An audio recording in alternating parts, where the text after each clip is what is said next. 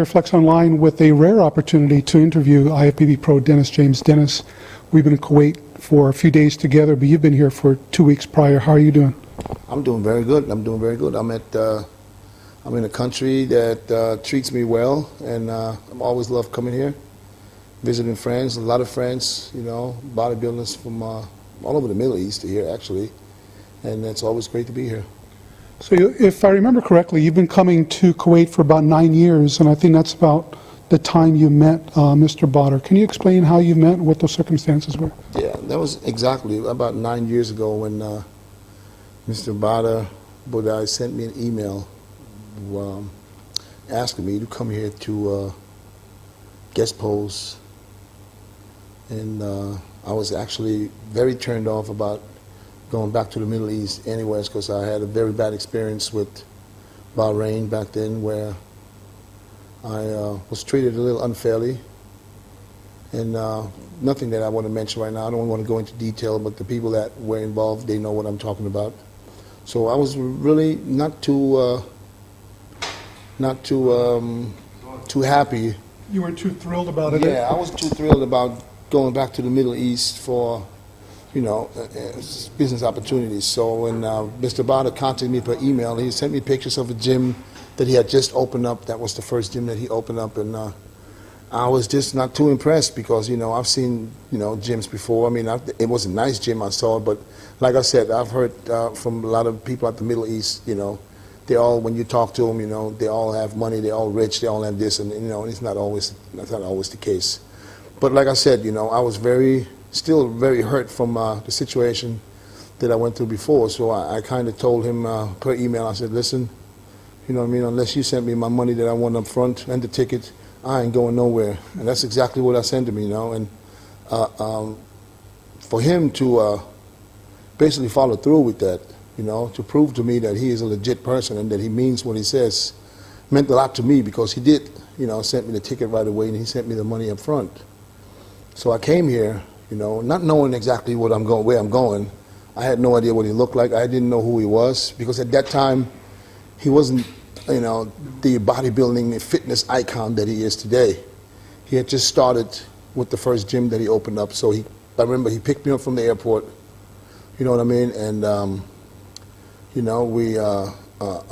had this bodybuilding show. It's called the Oxygen, his own gym, Oxygen, his own bodybuilding show that he has usually once a year. And I came here to guest post, and he treated me like I've never been treated before. And coming off this bad experience I had in Bahrain, that he basically made up for everything that I thought bad about not only Bahrain, but maybe, the bad vibe I had about, doing business with Arabs.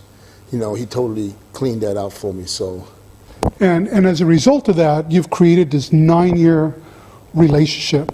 What's that relationship been like?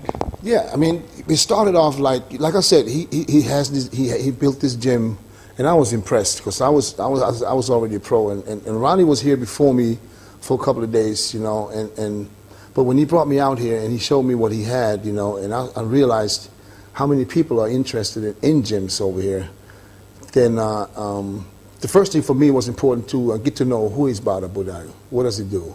You know what I mean? So he was basically somebody that just started a dream about doing something different.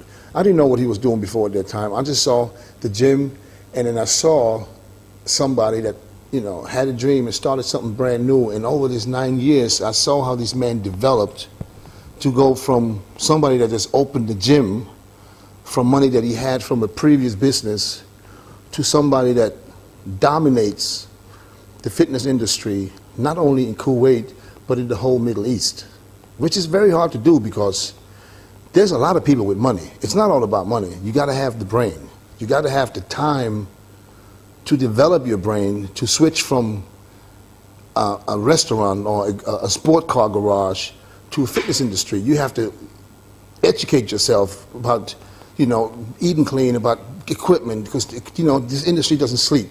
So not only was he a busy man doing the business he was doing, he also took the time to educate himself, to learn about new equipment, to learn about new diets. He had no experience. Right. You know what I mean? So we had a bond right away. He He basically hired me in the beginning to come here and just be in the gym, train, and be there for the Kuwait members, the Kuwaiti members in his gym. Everything he did, you know, is only for his members, which you don't see. You don't see business people think this is a business and I want to make money. Of course, he wants to make money, but he wants every member in his gym to be happy. And therefore, he started bringing bodybuilders over. He wanted something different. Not only, you know, there's a lot of gyms with, you know, good equipment, with all kind of stores and stuff in it, but he's taking it to the next level by bringing pro bodybuilders that all these guys look up to in the magazines. So now all of a sudden, this person brings these guys here for these guys up and close to touch them, take pictures with them, talk to them, and this is what catapulted him to the next level. And he never stopped. He kept going and kept going, and I watched this man grow. And I watched this man go from a point where he would never know what to eat as a bodybuilder to basically preparing athletes know that their money is well spent, you know, and I can vouch for that any day. What has his influence as a person, as an entrepreneur, been on you, and your experiences as a professional bodybuilder? What experience, or rather, what influence have you had on him? I think, the influence that Bader had on me is to always believe there's a chance to take it one step further. You know what I mean? Don't sleep, because the competition will never sleep on you either. If you think you're happy, if you're satisfied, somebody can move up and go right past you. So he's trying to take it to the next level. He could have stopped by bringing me over, but he didn't. So he started bringing Dennis. We started bringing Johnny. We brought everybody. He had Phil Heath. He had Kai Green. You name him, they were here. And he's not stopping. He could stop right now and say, I had everybody, but he continuously brings these people over because he's not doing it for himself. He's doing it for his members. The members don't pay anything. He does seminars. He had Flex Sweet there for a seminar. These guys don't pay anything. He does that for free. So he's putting money out. It's not that he's just thinking, you know, oh, like I'm do a seminar and let these guys pay for it. No, he pays. I've seen this guy put money out for people, and he supports bodybuilding. There was no Kuwait Bodybuilding Federation at that time. There was no IFBB. All this happened in his reign. He made all this happen, and it's all coming out of his pocket, basically. You know what I mean? And now, like I said, Kuwait bodybuilding is unbelievable. It's unbelievable. Some of the best athletes in the Middle East and even in the world. The influence that I had on Bader, I would probably say, is I would probably give him the motivation to educate himself about this sport. Where a lot of people think there's no money in this sport.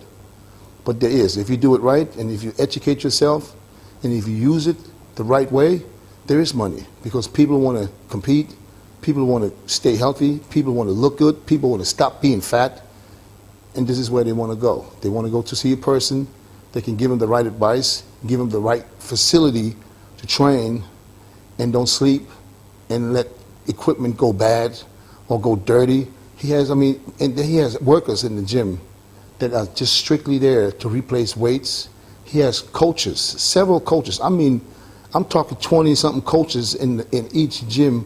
They are just there to spot members.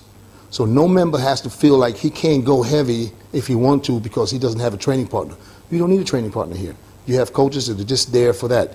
He has people walking around the gym with spray cans, racks, just to wipe off the pads, because you don't have to be laying in on a sweaty pad like in most of the gyms where we go to. So he puts all that out. He could have saved all that money. This is not necessary for him to buy these people, pay these people, put these people on the payroll, but he does that because of his members. So he's a businessman that is so smart that he knows as long as my members are happy, I'm happy. And this is what I learned from him. If you do a business, if your customers are satisfied, you're a successful businessman. That's really great to hear. Thank you, Dennis, for this opportunity, not only to help me come here, but to introduce me to Mr. Bader, but to be influenced by you as well. Thank you very much. Thank you. My pleasure.